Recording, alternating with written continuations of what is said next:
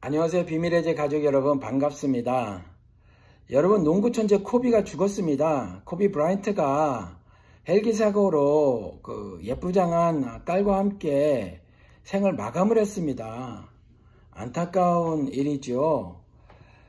그가 물론 벌어들인 돈과 또 농구를 잘해서 얻은 명성은 그보다 오래 산 사람들보다 더 크고 많지만 말이죠. 겨우 갓 40을 넘겨서 세상을 하직했으니 안타까운 건 안타까운 일입니다. 제가 아침에 뉴스를 접했는데 오늘 죽은 게 아니더라고요. 아무튼 전 뉴스를 통해서 오늘 알았는데 어제부터 계속 이 뉴스가 이어진 거죠. 그런데 뉴스도 길게 하더라고요. 수많은 농구 팬들이 애도를 하는데 세계 곳곳에서 말이죠. 그의 죽음을 애도하는데 그 물결이 끊이지 않아요. 많은 사랑을 받은 그런 농구 천재지요. 그런데 제가 뉴스를 통해서 코비가 죽은 걸 알고 어떤 상념이 생겼어요.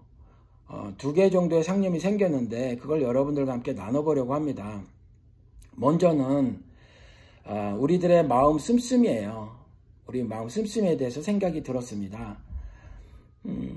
코비가 죽었는데 사실 우리는 코비를 알아도 코비는 우리를 모르죠. 그러니까 우리는 유명한 스타와 팬과의 관계 정도예요. 어떤 직접적인 관계는 없지요. 일면식도 없어요. 그런데도 불구하고 그의 죽음에 애도를 하더라는 거예요. 그런데 한국에서는 매일같이 노동 현장에서 비정규직인 청년들이, 청년만은 아니겠죠. 노동자들이 죽임을 당하죠. 하루에 3명씩 노동 현장에서 죽는답니다. 집에 퇴근을 하지 못하고. 그런데 아무도 그를 돌아보지 않지요. 아무도 돌아보지 않아요. 냉정한 얼굴을 하고 외면을 합니다. 나중에라도 유가족들이 내 아들이나 딸 혹은 삼촌 이 죽음, 이 가족의 죽음을 기억 좀 해달라, 혹은 그 죽음의 의미를 좀 알아달라, 또 죽음의 원인을 좀 밝혀달라, 이렇게 울면서 애원을 해도 우리는 매우 냉정합니다. 관심을 두지 않아요.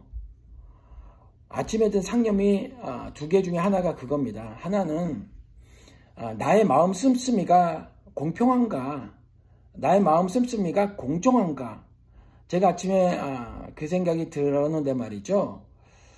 제가 호텔이에요. 지금 호텔에서 조식을 먹다가 뉴스를 들었는데, 조식을 먹으면서 체한 것 같은 거죠. 먹다가 이제 잠시 중단을 하고,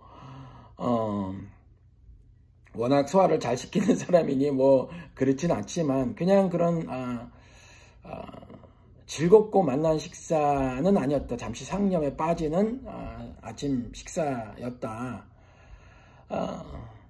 내 마음 씀씀이가 불공평하고 불공정하다는 생각이 불현듯 들었기 때문이에요. 이럴 수가 있을까? 일면식도 없는 코비에 대한 애도는, 그에 대한 안타까움이 이렇게 드는데, 오늘도 죽어가는 그 노동 현장에서의 그 무고한 죽음은 왜 그렇게 차갑게 외면을 하는가? 제가 저를 슬퍼하고요. 제가 여러분들을 슬퍼하고 제가 우리 사회를 슬퍼하는 겁니다. 또 하나 든 상념은 뭐냐면, 미국에 이제 양식 있는 목사님들이 가끔 그런 설교를 해요. 제가 존경하는 목사님도 그런 설교를 하는데, 이게 이제 미국 사람의 살림살이에 관한 얘기니까 여러분들이 피부에 와닿을지는 모르겠지만, 대개가 이래요. 한국도 비슷해져 가지 않나 싶은데, 그냥 중산층의 가정에서 태어나서 적당한 교육을 받고, 그리고 취직을 하죠.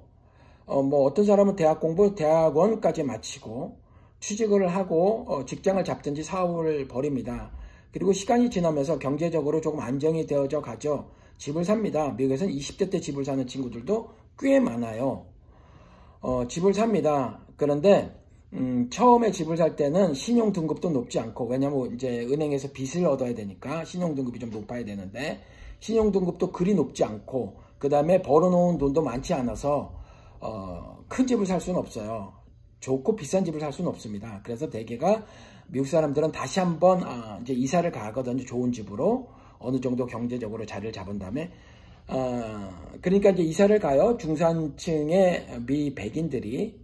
두 번째 이제 좋은 집으로 이사를 갑니다. 그럼에도 불구하고 아직 은행에 저축해 놓은 돈이 남아 있어요. 이제 좋은 차를 살 만큼 여유가 있고 그래서 여행을 다닙니다. 이전에는 정말 아껴서 여행을 다녔는데 이제 조금 더 약간의 사치를 해줘가며 여행을 다닙니다. 뭐 저기 아름다운 예를 들어서 뭐 캔쿤이라든가 멕시코에 아니면 돈을 더 들여서 저기 남태평양의 어느 섬나라에 여행을 가기도 하죠. 그리고 매우 한가롭게 바닷가를 거니면서 조개 껍질을 줍습니다.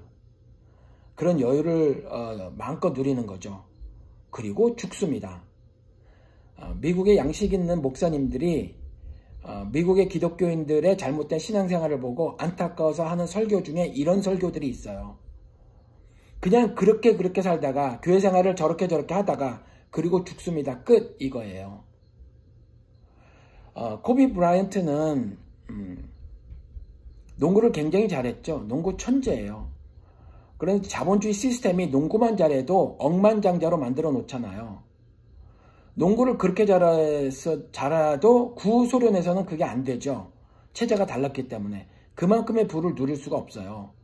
왜냐하면 위화감을 조성한다. 이 이유 때문에 아무리 운동을 잘해도 운동 하나 가지고 그렇게 천문학적인 돈을 벌어들일 수 있는 장치들을 아예 만들질 않았죠. 그런데 아무튼 이 자본주의의 바탕에서 농구 하나만 잘해도 이와 같이 천문학적인 부와 명성을 쌓을 수 있습니다. 코비는 그렇게 살았어요. 그런데 다르게 한번 바라보시자고요. 자본주의 시각을 살짝 뜯어내고 그냥 그가 한 일, 그는요 농구를 잘했을 뿐입니다. 다시 말해서 공놀이를 잘했을 뿐이에요. 평생 공놀이 하다 죽었습니다. 이렇게 말씀을 드리면 제가 코비의 죽음, 코비의 삶을 폄하하는 것 같아도 그런 의도로 말씀을 드리는 것이 아니라 조금 전에 말씀드린 미국 목사님들이 이렇게 저렇게 살아온 미국 백인 크리스찬들의 마지막이 너무 허무함을 설교를 한다 이렇게 말씀을 드렸잖아요. 저도 그거예요. 평생 공놀이 하다 죽었어요. 끝. 그렇잖아요. 물론 그의 이면을 모르니까 그의 이면이 있으면 그 부분에 대해서는 얼마든지 다른 생각과 평가가 있어야만 하죠. 그런데 그냥 농구선수로서 농구만 하다 죽은 그 측면을만 제가 말씀을 드리는 거예요. 농구는 공놀이거든요. 공놀이를 몸관리 잘해서 그 프로의 세계에선 이만큼 할 수 있는 일도 드물거든요. 그러니까 뼈를 깎는 고통의 시간이 있었단 말이에요.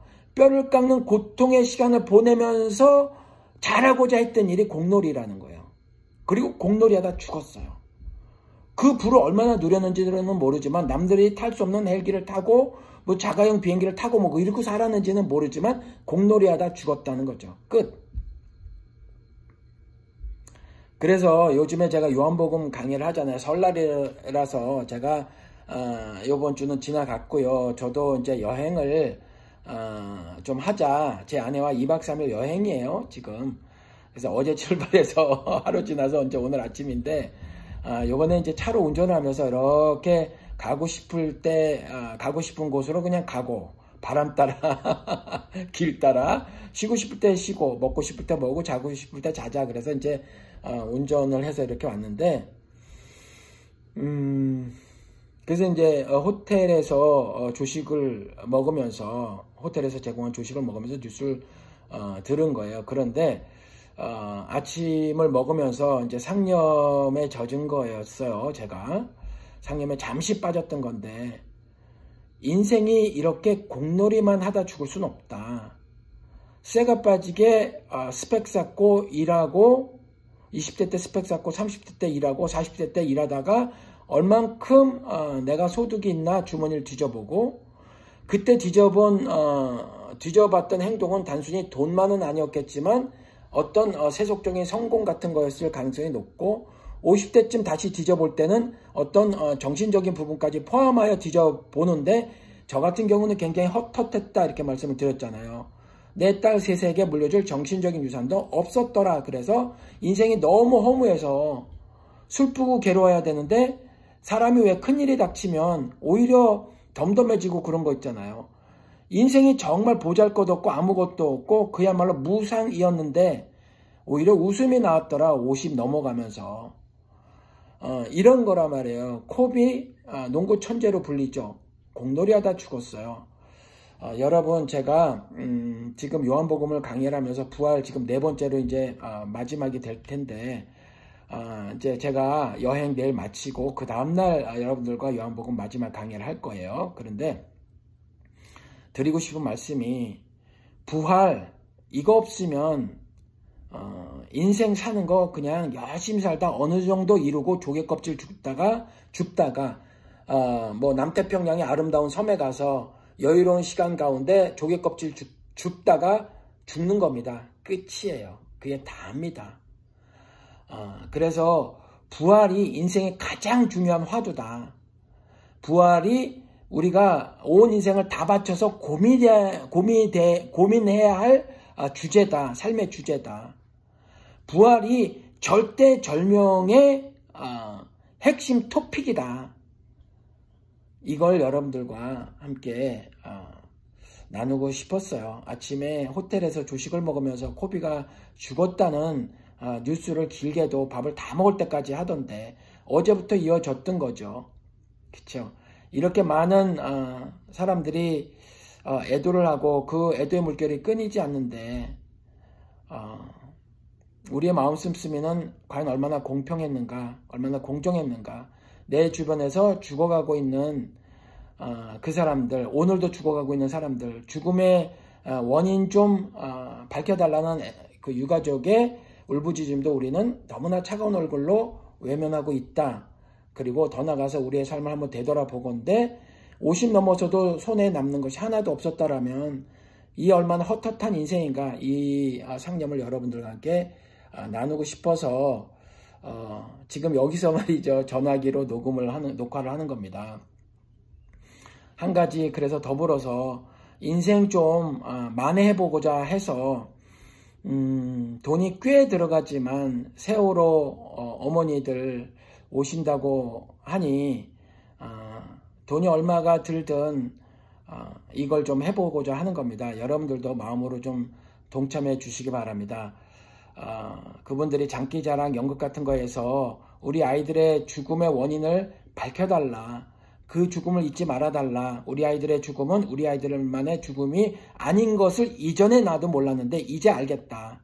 또 다른 우리 아이들의 죽음 같은 죽음이 또 있을 수 있다. 아니 현재 일어나고 있다. 그러니 이건 잊지 말아야 할 사건이다. 세월호 참사는 잊지 말아야 할 사건이다.